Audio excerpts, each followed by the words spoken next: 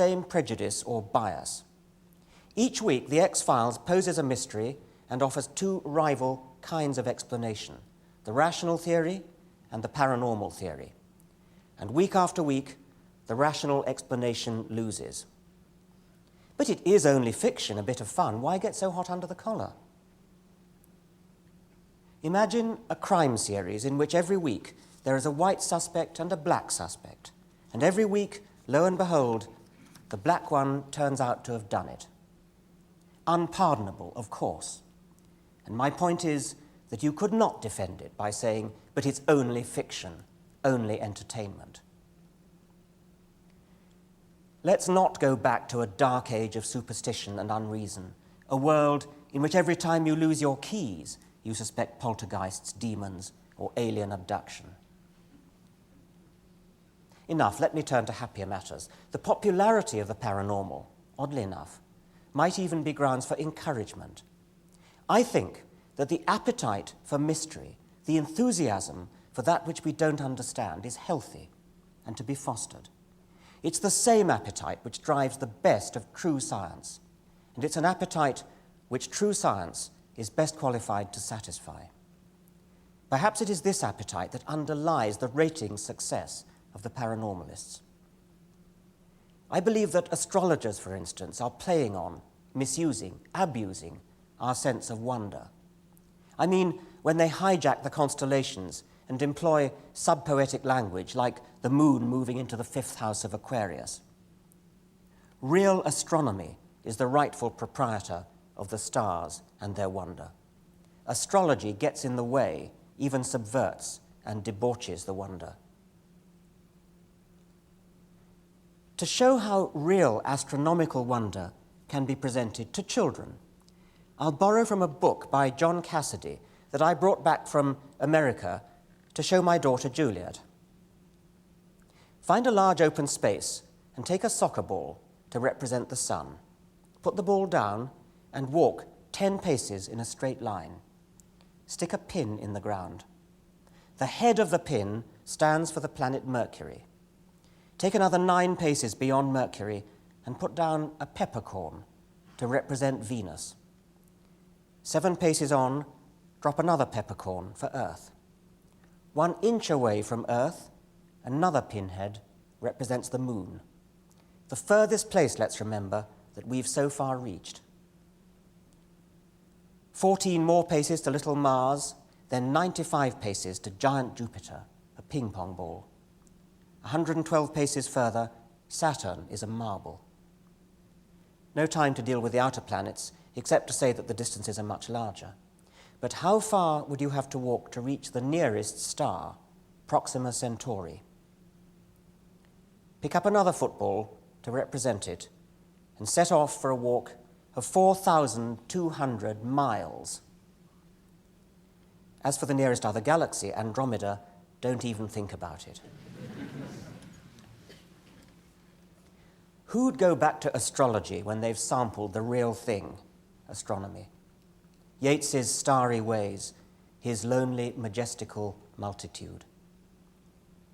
The same lovely poem encourages us to remember the wisdom out of the old days.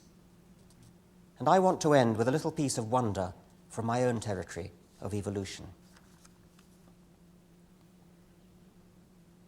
You contain more than 1 trillion copies of a large textual document written in a highly accurate digital code, each copy as voluminous as a substantial book. I'm talking, of course, of the DNA in your cells. Textbooks describe DNA as a blueprint for a body.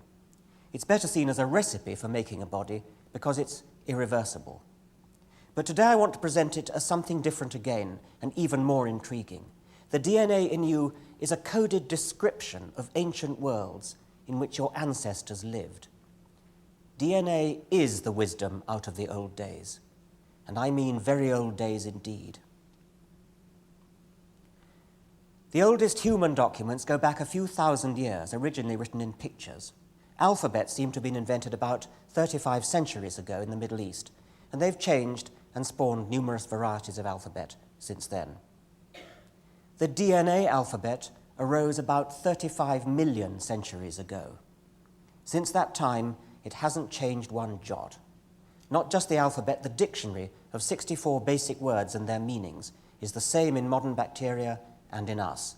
Yet the common ancestor from whom we inherited this precise and accurate dictionary lived about 35 million centuries ago. What does change is the long programs or recipes that natural selection has written using those 64 basic words.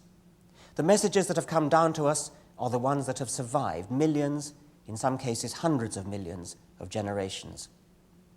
For every successful message that has reached the present, countless failures have fallen away like the chippings on a sculptor's floor. That's what Darwinian natural selection means. We are the descendants of a tiny elite of successful ancestors in every generation. Our DNA has proved itself successful because it is here. Geological time has carved and sculpted our DNA to survive down to the present. There are perhaps 30 million distinct species in the world today. So there are 30 million distinct ways of making a living, ways of working to pass DNA on to the future. Some do it in the sea, some on land, some up trees, some underground. Some are plants using solar panels called leaves to trap energy. Some eat the plants, some eat the herbivores, some are big carnivores that eat the small ones. Some live as parasites inside other bodies. Some live in hot springs. One species of small worms is said to live entirely inside German beer mats. All these different ways of making a living are all just different tactics for passing on DNA. The differences are in the details. The DNA of a camel was once in the sea, but it hasn't been there for a good 300 million years. It spent most of recent geological history in deserts, programming bodies to withstand dust and conserve water. Like sand bluffs carved into fantastic shapes by the desert winds, camel DNA has been sculpted by survival in ancient deserts to yield modern camels. At every stage of its geological apprenticeship, the DNA of a species has been honed and whittled, carved and rejigged by selection in a succession of environments. If only we could read the language, the DNA of tuna and starfish would have sea written into the text. The DNA of moles and earthworms would spell underground. Of course, all the DNA would spell many other things as well. Shark and cheetah DNA would spell hunt, as well as separate messages about sea and land. We can't read these messages yet. Maybe we never shall, for their language is indirect, as befits a recipe rather than a reversible blueprint. But it's still true that our DNA is a coded description of the worlds in which our ancestors survived. We are walking archives of the African Pliocene, even of Devonian seas, walking repositories of wisdom out of the old days. You could spend a lifetime reading such messages and die unsated by the wonder of it. We are going to die, and that makes us the lucky ones. Most people are never going to die because they're never going to be born. The potential people who could have been standing in my place, but who will never see the light of day, outnumber the sand grains of Sahara, the atoms in the universe. Certainly those unborn ghosts include greater poets than Donne, greater scientists than Newton, greater composers than Beethoven.